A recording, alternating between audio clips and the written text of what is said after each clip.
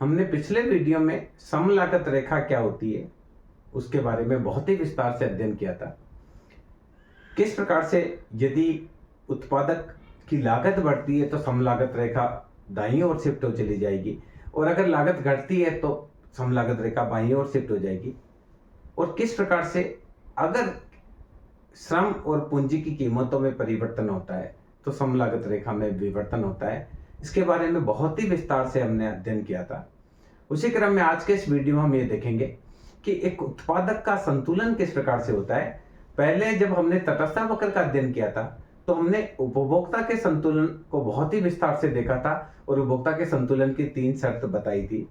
उसी प्रकार से सिमिलरली एक उत्पादक का संतुलन की भी मुख्य रूप से 3 शर्तें होती है। एक उत्पादक का संतुलन उस बिंदु पर होता है जहां समोत्पाद वक्र बजट रेखा को स्पर्श करता है।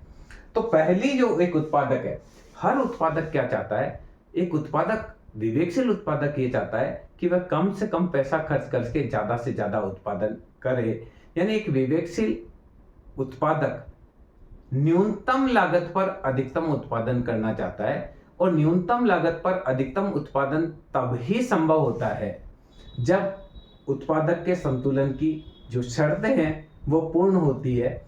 अगर आपसे प्रश्न पूछा जाए न्यूनतम लागत संयोग, तो भी आपको उत्पादक का संतुलन बताना है, और अगर उत्पादक का संतुलन पूछा जाए तब भी आपको यही करना है। तो हम इसको बोलेंगे उत्पादक का संतुलन या न्यूनतम लागत संयोग। तो इसके मुख्य रूप से जैसे उपभोक्ता की बचत की 3 शर्तें, जैसे हमने उपभोक्ता के संतुलन की 3 शर्तें देखी थी, सिमिलरली वही 3 शर्तें इसमें होती है। पहली चीज क्या है? पहली चीज एक उत्पादक का, पहली शर्त एक उत्पादक का संतुलन उस बिंदु पर होगा जहां समोत्पाद वक्र सम लागत रेखा को स्पर्श करे। पहली शर्त क्या है? जहां समोत्पाद वक्र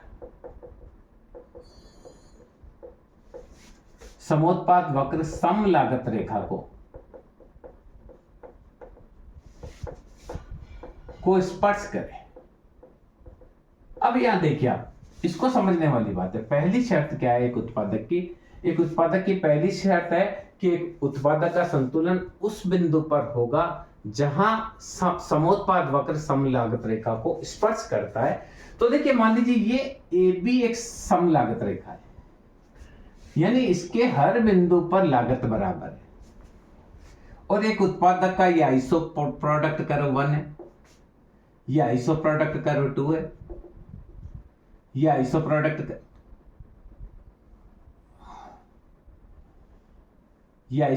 कर्व 3 है। अब P बिंदु है, Q बिंदु है, R बिंदु है, S बिंदु है, T बिंदु है। यहां प्रोडक्शन हो रहा है 100 का, यहां प्रोडक्शन हो रहा है 200 का, यहां प्रोडक्शन हो रहा है 300 का। ये आइसो प्रोडक्ट है। तो देखिए, यहां हम ले रहे हैं L, यहां ले रहे हैं K। एक चित्र में AB एक समलागत रेखा है जो ये बताती है कि पूरा का पूरा पैसा श्रम पर खर्च किया जाए तो OB श्रमिक लगाए जा सकते हैं, और पूरा जितनी भी लागत है वो पूंजी पर लगाई जाए तो OA पूंजी लगाई जा सकती है। और AB रेखा वह रेखा है जिसके हर बिंदु पर एक उत्पादक का खर्चा बराबर है। अब चित्र में जो प्रोडक्ट आइसो प्रोडक्ट कर्व दे रखे हैं, iso product 1, iso product 2, iso product 3, और ये आइसो प्रोडक्ट कर्व इसको P व T बिंदु पर काटते हैं, आइसो प्रोडक्ट 2 इसको Q व S बिंदु पर काटते हैं, और आइसो प्रोडक्ट 3 जो है वो R बिंदु पर समलागत रेखा को स्पर्श करता है। अब देखिए, एक उत्पादक का संतुलन उस बिंदु पर होता है जहां समलागत रेखा जो समोत्पाद वक्र है, उस समोत्पाद वक्र समलागत रेखा को स्पर्श करता है। देखिए, ये पोजीशन देखिए, P बिंदु है। P बिंदु पर मशीनें बहुत सारी है पर लेबर कम है। लेबर कम है तो मशीन, आदमी के पास 10 मशीन है पर एक ही लेबर है तो 9 मशीन उसके पास बेकार जाएगी, खर्चा हो जाएगा पर प्रोडक्शन में कम होगा। या किसी स्तर में उसके पास लेबर बहुत सारी है पर मशीन एक ही है तो बहुत सारी लेबर पर खर्चा तो हो जाएगा पर प्रोडक्शन नहीं होगा, क्योंकि 9 लेबर है, लेबर की संख्या ज्यादा है, मशीन कम है तो प्रोडक्शन कम होगा। तो यहां देखिए खर्चा P बिंदु और T बिंदु दोनों पर खर्चा बराबर है और उत्पादन 100 ही हो रहा है। इसी प्रकार से Q बिंदु में भी क्या पोजीशन है, Q बिंदु में भी मशीन ज्यादा है, लेबर कम है। यहाँ 8 मशीन है, 2 ही लेबर हो सकती है, या S बिंदु पर 8 लेबर है, 2 ही मशीन हो सकती है। तो इस कारण से खर्चा तो ज्यादा होता है पर उत्पादन कम होता है, और जब खर्चा ज्यादा होता है उत्पादन कम होता है तो वहां लागत ज्यादा आती है। R बिंदु ऐसा बिंदु है जहां 5 ही लेबर है। देखो ये 5 लेबर 5 मशीन, इस जगह देखिए 9 मशीन है, इस जगह 8 मशीन है, इस जगह 9 लेबर है, इस जगह 8 लेबर है। तो यहां देखिए P बिंदु पर मान लीजिए 100 रुपए का ही लेबर है, 100 रुपए की मशीन है, तो सब जगह 10 का संयोग है, 5 और 5 10, या देखिए 9 और 1 10, या 8 और 2 10, ठीक है, ये 1 और ये 2। अब देखिए यहां पर P बिंदु पर 900 रुपए तो मशीन पर खर्च हुए, 100 रुपए लेबर पर, 1000 खर्च। Q बिंदु पर 800 रुपए मशीन पर खर्च हुए, 200 रुपए लेबर पर खर्च हुए, 1000 खर्च। प्रोडक्शन यहाँ 200 यहाँ 100 है। इसी प्रकार से T बिंदु पर 9 लेबर लगाई जाती, 900 रुपए, एक मशीन लगाई जाती 10 रुपए, यानी भी 1000 रुपए खर्च है। S बिंदु पर 8 लेबर लगाई गई, 800 रुपए खर्च हुए, 2 मशीन लगाई गई, 200 रुपए खर्च हुए, यहाँ पर भी 1000 रुपए खर्च है। तो यहाँ क्या हो रहा है, यहाँ लेबर ज्यादा है मशीन कम है तो प्रोडक्शन कम हो रहा है। यहाँ लेबर जो 8 है मशीन 2 है तो प्रोडक्शन हुआ 200। केवल R बिंदु ऐसा है जिसमें 5 लेबर है और 5 ही मशीन है, तो यहाँ प्रोडक्शन जो है वो ज्यादा है। तो कहने का तात्पर्य, पहली चीज एक उत्पादक के संतुलन की पहली शर्त क्या होती है, पहली शर्त ये होती है कि समोत्पाद वक्र सम लागत रेखा को स्पर्श करना चाहिए। ये स्पर्श कर रहा है, वहां उत्पादन ज्यादा है, बल्कि 5 और 5 से उत्पादन तो हम कह सकते हैं करीब 500 के आसपास हो जाएगा। देखिए यहाँ जो है 100 प्रोडक्शन या 200 प्रोडक्शन या 500 प्रोडक्शन है। तो अब देखिए यहां आप देखेंगे तो न्यूनतम लागत भी इस जगह पर है, यहाँ सब में 1000 रुपए खर्च हो रहे हैं। 100 ही प्रोडक्शन हो रहा है तो कॉस्ट आ रही 10 रुपए, 200 प्रोडक्शन हो रहा है तो कॉस्ट आ रही 5 रुपए, और अगर 1000 रुपए खर्च कर रहे हैं और 100 का प्रोडक्शन हुआ तो एक प्रोडक्शन पे 10 रुपए खर्च हो रहे हैं। यहाँ 1000 रुपए खर्च करके 200 का प्रोडक्शन हो रहा है तो एक प्रोडक्शन पर हम 5 रुपए खर्च कर रहे हैं। यहाँ 1000 रुपए खर्च करके अगर 500 का प्रोडक्शन हो रहा है तो एक प्रोडक्शन पर हम 2 रुपए खर्च कर रहे हैं। तो अगर आपसे ये पूछा जाए कि न्यूनतम लागत संयोग क्या है, तो भी वही है, न्यूनतम एक कंपनी का न्यूनतम लागत संयोग उस बिंदु पर होगा, एक उत्पादक का न्यूनतम लागत संयोग उस बिंदु पर होगा जहां समोत्पाद वक्र सम लागत रेखा को स्पर्श करता है। क्लियर? अब देखिए ये पहली शर्त हुई। अब उत्पादक दूसरी शर्त की हम बात करते हैं, समोत्पाद वक्र पर दूसरी शर्त, स्पर्श बिंदु पर सम लागत रेखा का ढाल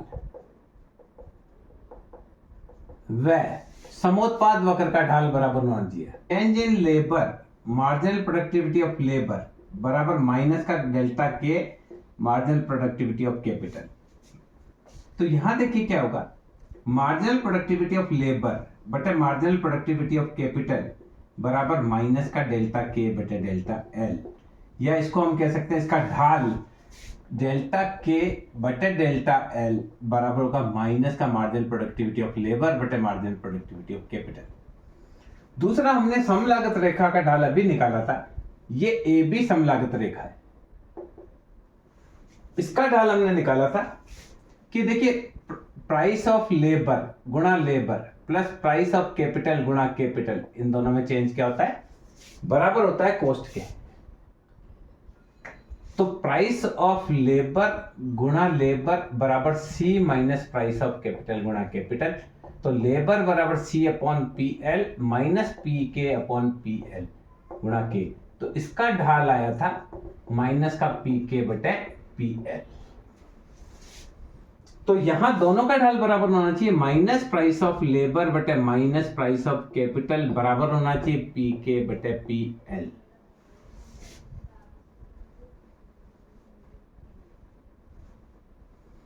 लंब बटे आधार।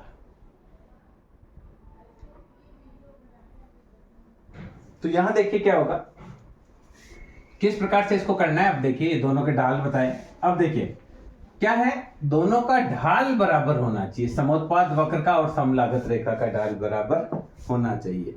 तो एक का ढाल हुआ मार्जिनल प्रोडक्टिविटी ऑफ लेबर बटे मार्जिनल प्रोडक्टिविटी ऑफ कैपिटल बराबर होना चाहिए पीएल बटे पी के, या मार्जिनल प्रोडक्टिविटी ऑफ लेबर बटे पीएल बराबर होना चाहिए मार्जिनल प्रोडक्टिविटी ऑफ कैपिटल बटे पी के। कहने का तात्पर्य क्या है कि जो समोत्पाद वक्र है, सम लागत रेखा है, सम लागत रेखा का ढाल है और समोत्पाद वक्र का ढाल दोनों बराबर होने चाहिए। इस बिंदु पर, स्पर्श बिंदु पर दोनों के ढाल बराबर होने चाहिए। तीसरी चीज देखिए, तीसरी जो शर्त है वो तीसरी शर्त है स्पर्श बिंदु पर, थर्ड शर्त, स्पर्श बिंदु पर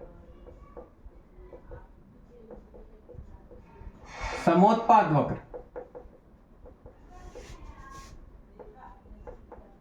मूल बिंदु के प्रति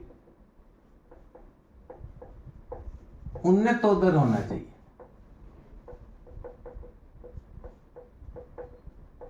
ये एक और चीज देखिए, क्या है, ये समलागत रेखा है, ए बी समलागत रेखा है,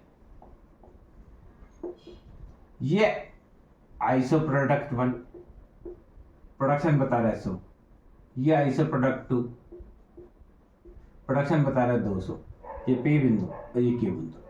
चूंकि क्यू बिंदु यहां पर भी 1000 रुपए का खर्चा है, यहाँ पे भी खर्चा 1000 रुपए का है, पर यहाँ 100 का ही प्रोडक्शन है, यहाँ 200 का ही प्रोडक्शन है, प्रोडक्शन 200 का है, तो यहाँ क्यू बिंदु पर उपभोक्ता उत्पादक संतुलन में होगा। तो क्योंकि ये ऊंचे समोत्पाद वक्र पर है, ये नीचे समोत्पाद वक्र पर है, तो इसलिए हमने तीसरी शर्त ये रखी है कि स्पर्श बिंदु पर समोत्पाद वक्र का ढाल मूल बिंदु के प्रति उन्नतोत्तर होना चाहिए। इस प्रकार से एक उत्पादक के संतुलन की मुख्य रूप से 3 शर्त होती है। पहली शर्त है कि समोत्पाद वक्र समलागत रेखा को स्पर्श करना चाहिए। दूसरी शर्त है स्पर्श बिंदु पर समलागत रेखा का ढाल और समोत्पाद वक्र का ढाल दोनों का ढाल बराबर होना चाहिए। और तीसरी शर्त जो एक उत्पादक की है, स्पर्श बिंदु पर समोत्पाद वक्र मूल बिंदु के प्रति उन्नतोत्तर होना चाहिए। तो मैं समझता हूँ इस वीडियो के माध्यम से आप समझ पाए होंगे कि एक उत्पादक का संतुलन किस प्रकार, किस जगह पर होता है। अगर आपसे न्यूनतम लागत संयोग पूछा जाए तो भी आपको यही करना है, और एक उत्पादक का संतुलन पूछा जाए तो भी यही करना है। धन्यवाद।